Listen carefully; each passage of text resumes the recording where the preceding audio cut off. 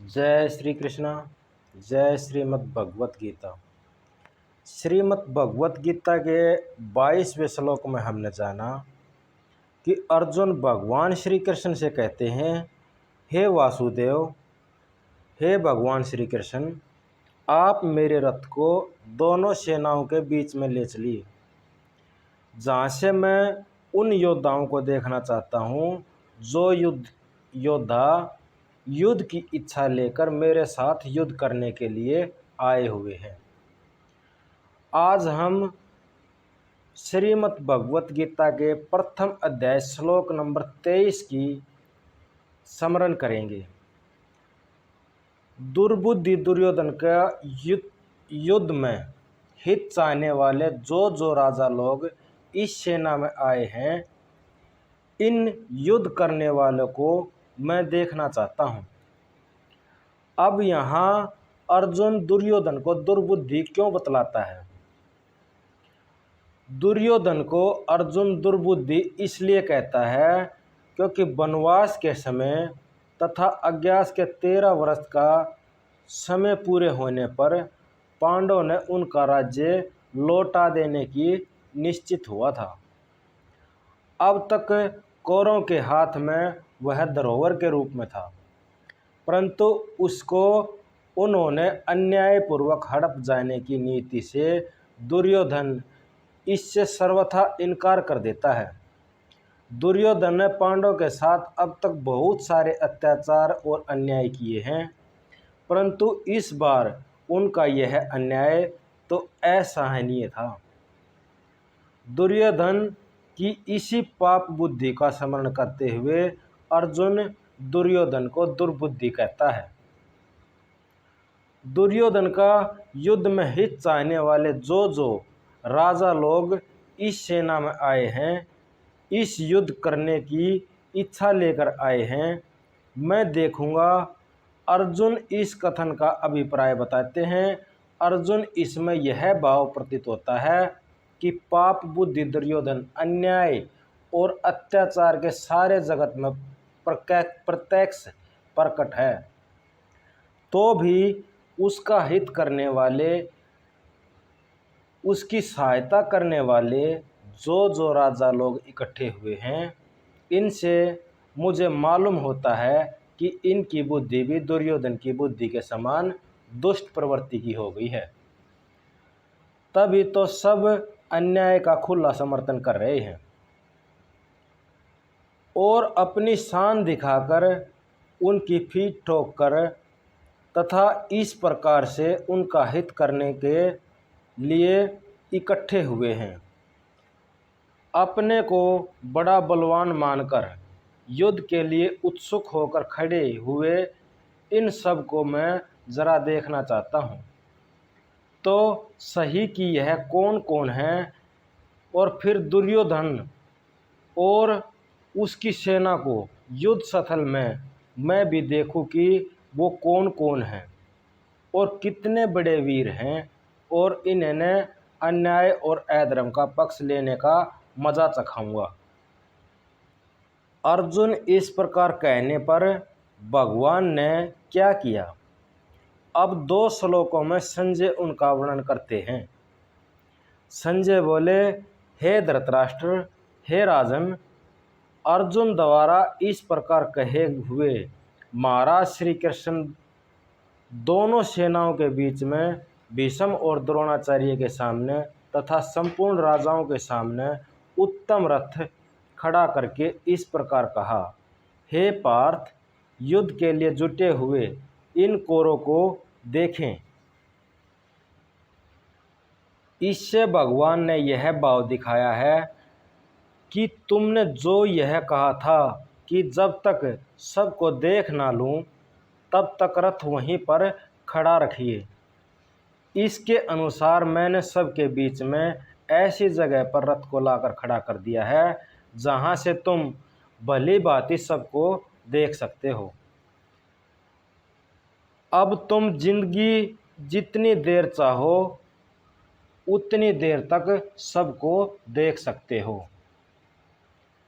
भगवान श्री कृष्ण कहते हैं, इस सेना में जितने लोग हैं प्राय सभी तुम्हारे वंश के हैं तथा आत्मीय स्वजन हैं, उनको तुम अच्छी तरह से देख लो।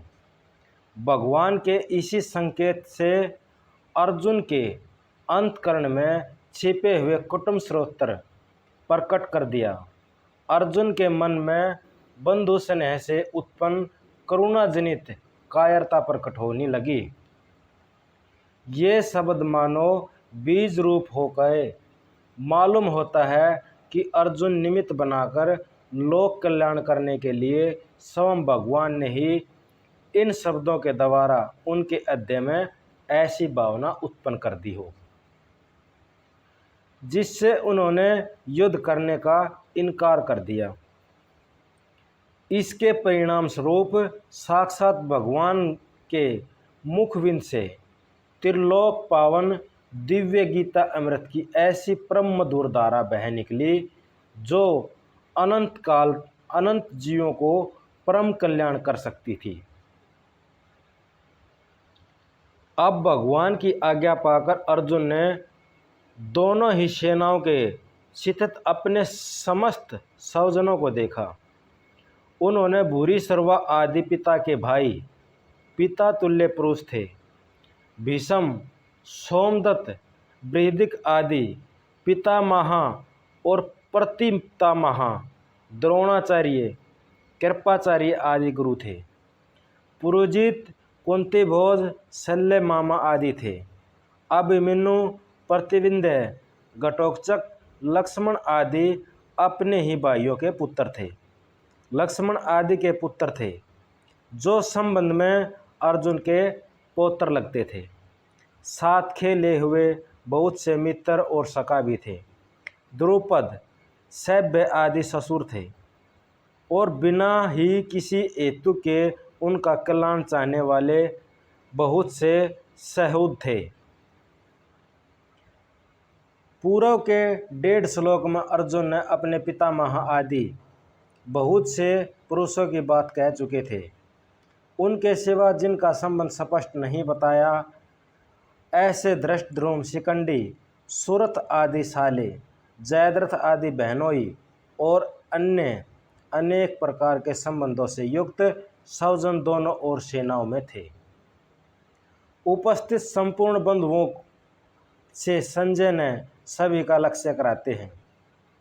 अर्जुन जब चारों ओर अपने ही स्वजन समुदाय को देखा तो यह उसने सोचा कि ये सब इन सब का संहार हो जाएगा। तब बंधु स्नेह के कारण उनका हृदय कांप उठा और उनके युद्ध के विपरीत एक प्रकार की करुणाजनित कायरता का भाव प्रबल रूप से जागृत हो गया।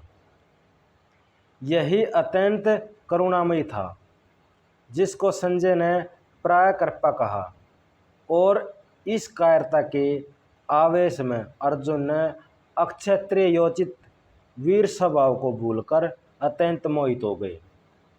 यही से उस करुणा से युक्त हो जाना है। यहाँ अर्जुन इस महायुद्ध का महान भयंकर परिणाम होगा।